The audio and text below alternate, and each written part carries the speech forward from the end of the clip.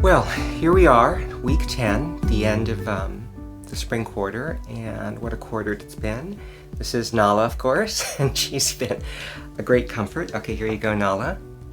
It feels almost guilty, or I feel guilty about laughing or smiling or having fun, and I think there are other people who feel the same way, but I don't think that we should give in to that, and we should remember the love and the joy and also the resourcefulness that people have shown.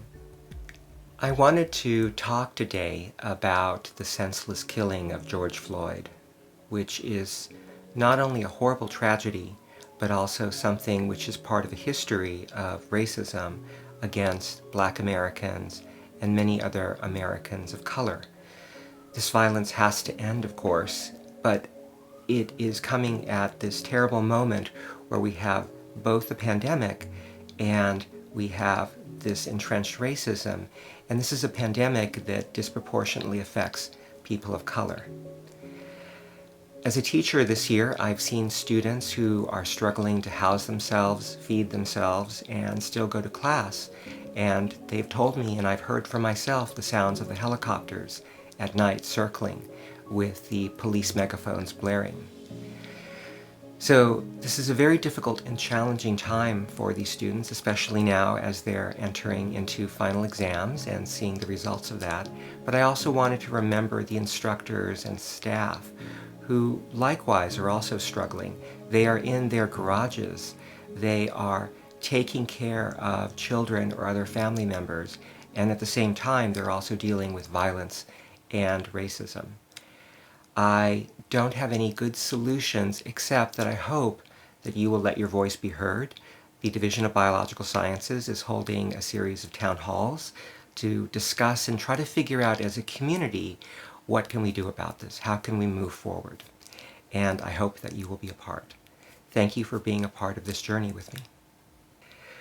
So, in reflecting about what I've learned, and I guess I'll begin with the trivial, I actually got Nala to learn how to walk on a leash, which is one of the things I wanted to do, and now she amazingly, and to the neighbors' astonishment, will kind of walk pretty much straight down the sidewalk.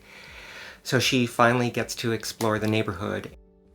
In terms of teaching, this is really interesting. I've talked to some students, and they, to my surprise, kind of liked it. They liked being able to stay at home and to learn at their own pace. They do miss, of course, the interaction with other students, but I think some of them would honestly like that to continue to some degree, and I hope that we can give them that choice of being in person or remote as we are going to in the fall quarter. Yes, Nala. In terms of what I have learned about this working at home is, I think initially it sounded like a lot of fun, and it was sort of fun. It was kind of nice to be able to cook lunch or breakfast and have that. But it also wore down, and that sense of, wow, this is fun, really became a sense of confinement at times, and it was very hard. I'm glad that things are now beginning to open up, and I hope that we can safely continue to do so.